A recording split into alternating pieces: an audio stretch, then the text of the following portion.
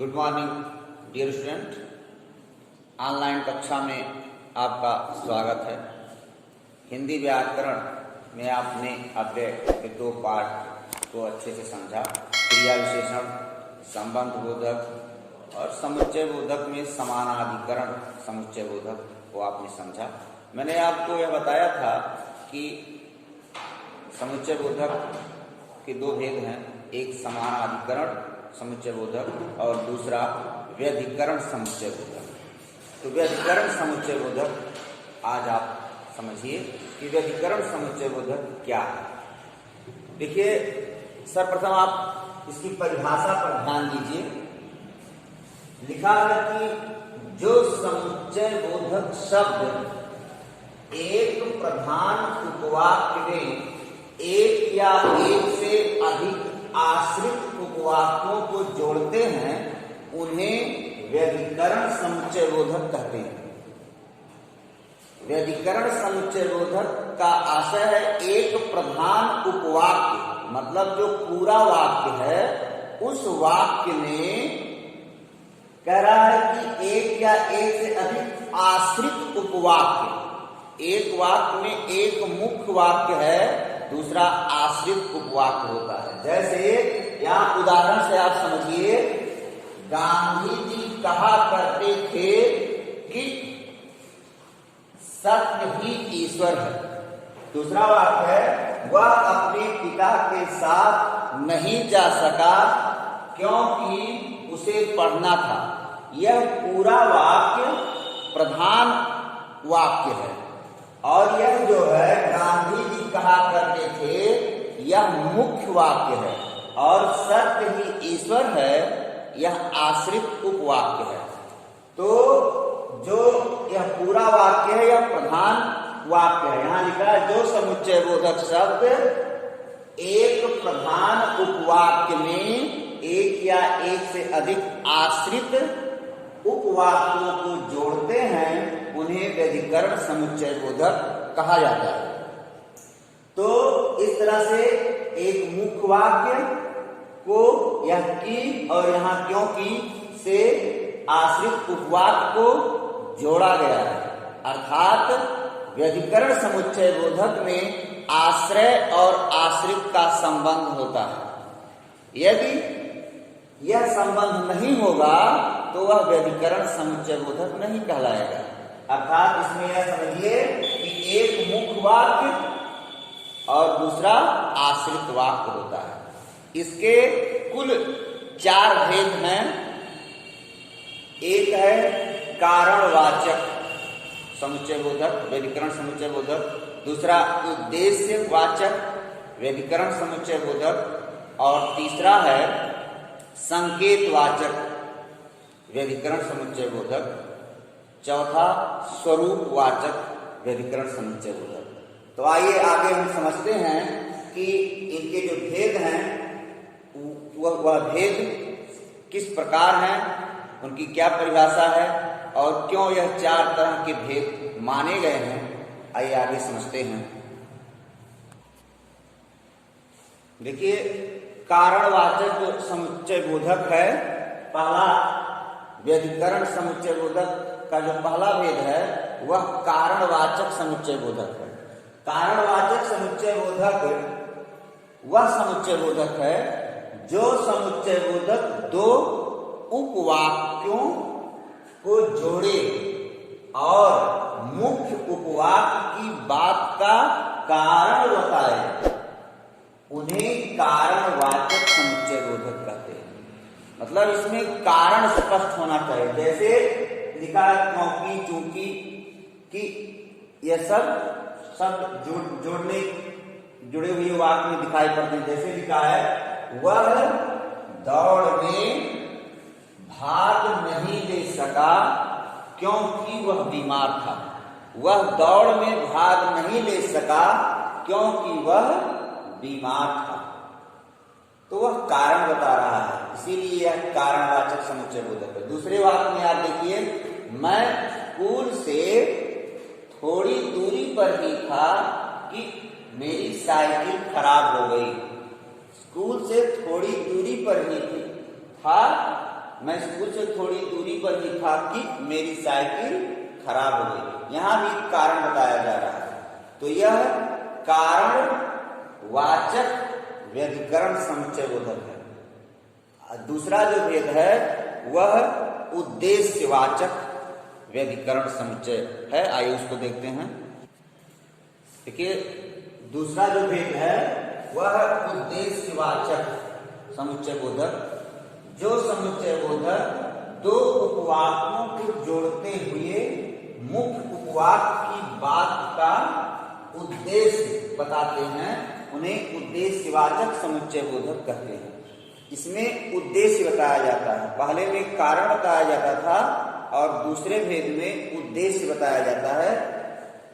मतलब जो मुख्य वाक्य है और दूसरा आश्रित उपवाक्य होता है। आश्रय आश्रित का इसमें संबंध होता है।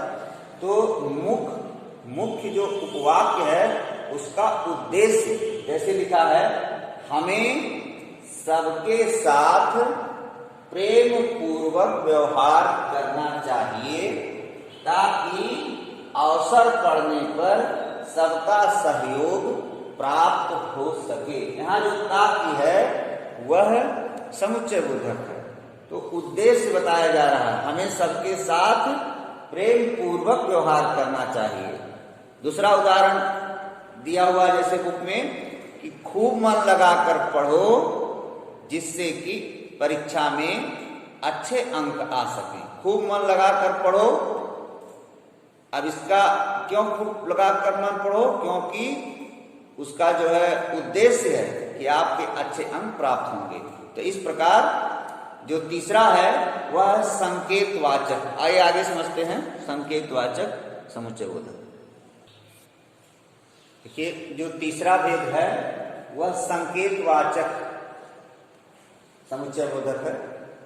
इसमें यह कह रहा है परिभाषा इसका, कुछ समुच्चय बोधक ऐसे हैं जो नित्य संबंधी हैं।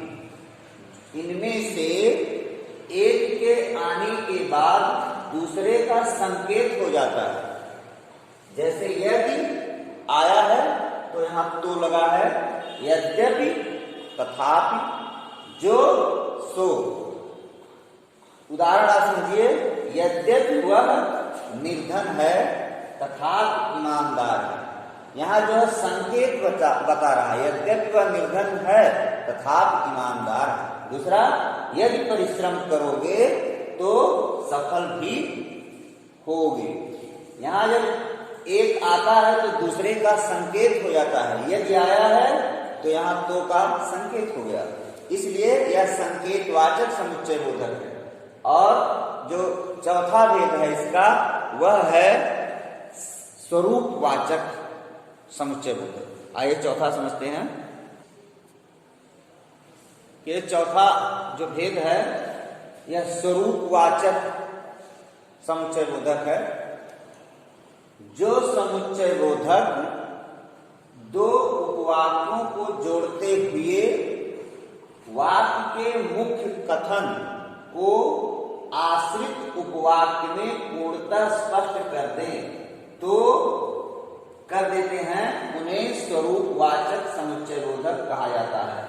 जैसे मानो, अर्थात, जैसा कि। इसमें यह कहा जा रहा है कि जो समुच्चय बोधक दो उपवाक्यों को जोड़ते हुए वाक्य के मुख्य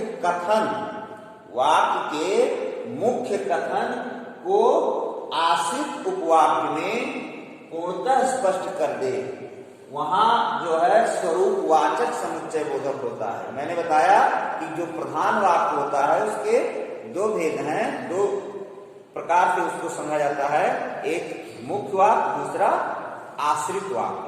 तो दोनों को जोड़ता है यह समुच्चय बोधक। तो इसमें क्या होता है कि जो मुख्य वाक्य है उसकी बात को आश्रित उपवाक्य में पूर्णतः स्पष्ट कर देता है।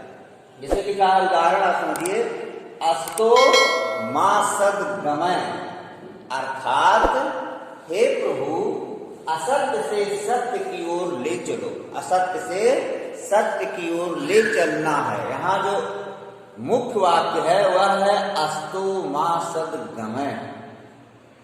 और अर्थात लगा हुआ है, अर्थात हे प्रभु अस्तोमा सदगमय का अर्थ क्या है? असत्य से सत्य की ओर ले चलो, या इसकी पूरी व्याख्या इस मुख्य वाक्य की बात को पूरी तरह से स्पष्ट किया गया है आश्रित उपवाक में, इसलिए यह स्वरूपवाचक समुच्चय बोधक कहलाता है। आपने कारणवाचक समुच्चय बोधक, उद्देश्यवाचक समुच्चय बोधक, संकेतवाचक समुच्चय बोधक और जो है स्वरूपवाचक समुच्चय बोधक समझा। आगे जो अव्यय है वह विस्मयादि बोधक और निपात, यह दो आपको और समझना है, जिसको आप आगे समझिए कि विस्मयादि बोधक जो अव्यय होता है, इसमें इसकी परिभाषा को आप समझे। लिखा है जिन शब्दों से बोलने या लिखने वाले के मन के विस्मय, विस्मय अर्थात आश्चर्य, हर्ष, शोक, घृणा आदि के भाव प्रकट हों, उन्हें विस्मयादि बोधक अव्यय कहते हैं। मतलब बोलने वाला या लिखने वाले के मन के जो भाव हैं, वह भाव चाहे विस्मय, आश्चर्य के हों, हर्ष के हों, शोक के हों, घृणा के हों, ये जो भाव प्रकट होते हैं उन्हीं को विस्मयादि बोधक कहते हैं। इसकी विशेषताएं, चार विशेषताएं महत्वपूर्ण हैं, जिनको आप ध्यान से समझिए। जो पहली विशेषता है, इनका संबंध वाक्य के अन्य शब्दों से नहीं होता। मतलब जो विस्मय प्रकट करने वाले विस्मयादि सूचक जो शब्द हैं, वह जहां लगते हैं उनका संबंध वाक्य के अन्य शब्दों से नहीं होता, पहली विशेषता। दूसरी विशेषता है, ये भावों की तीव्रता प्रकट करते हैं। कोई भाव जो है जब विस्मयादि बोधक शब्द लग जाते हैं तो उसकी तीव्रता बताते हैं। आ, ओ, ये सब जहां लगते हैं, वाह, तो उसकी तीव्रता प्रकट होता है। वाह तुम इतने अच्छे, वाह तुमने ये काम कर दिया, ये जहां लगते हैं हर। फिर ये प्रायः वाक्य के प्रारंभ में आते हैं, प्रायः वाक्य के प्रारंभ में आते हैं, तीसरी विशेषता। और चौथी विशेषता, इनके बाद ये विस्मयादि बोधक जो चिन्ह दिए गए हैं लगाया जाता है। जहां यह विस्मयादि बोधक शब्द आता है, चाहे वह घृणा सूचक हो, चाहे वह जो है अनुमोदन बोधक हो, या शोक बोधक हो, अभिवादन बोधक हो, संबोधन बोधक हो, या क्रोध सूचक हो, ये सभी विस्मयादि बोधक जो शब्द हैं, उनके बाद अगर वह आते हैं वाक्य में, तो वहां यह चिन्ह अवश्य लगाया जाता है। तभी आप समझेंगे कि यह विस्मयादि बोधक, चिन्ह लगने से विस्मयादि बोधक वाक्य हो जाता है। तो मन के भाव जो व्यक्त करे वह विस्मयादि बोधक है। और अंतिम आप समझिए निपात क्या होता है। अव्यय का अंतिम भाग निपात। देखिए अंतिम निपात क्या होता है हिंदी में, निपात समझिए। निपात वे अव्यय शब्द हैं जो वाक्य में किसी शब्द के बाद बल देने के लिए लगाए जाते हैं, जैसे ही, भी, तो, तक, मात्र और घर।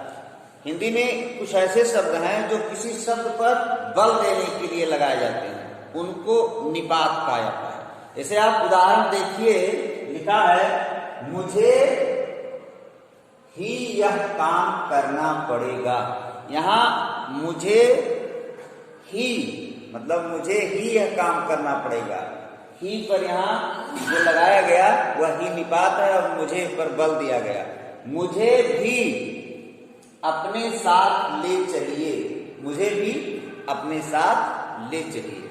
तो यह हिंदी के निपात हैं। इस प्रकार कुछ और भी हिंदी में शब्द हैं, जैसे आगे, पीछे, या कुछ, क्या, ऐसा। और ये शब्द कभी संज्ञा के रूप में आते हैं, अगर वाक्य में तो संज्ञा हो जाता है, कभी सर्वनाम के रूप में, कभी कभी क्रिया विशेषण के रूप में, कभी समुच्चय बोधक के रूप में। उसके वाक्य के आधार पर एक शब्द के अनेक प्रयोग हैं, तो उसको आप बुक के आधार पर अभ्यास करेंगे तो समझ में आपके आ जाएगा। तो इस प्रकार जो अव्यय है वह पूरा क्रिया विशेषण, संबंध बोधक, समुच्चय बोधक, विस्मयादि बोधक और निपात संपूर्ण रूप से पूरा अव्यय समाप्त हुआ। मुझे विश्वास है कि अब आपके समझ में पूरा अव्यय आ गया होगा।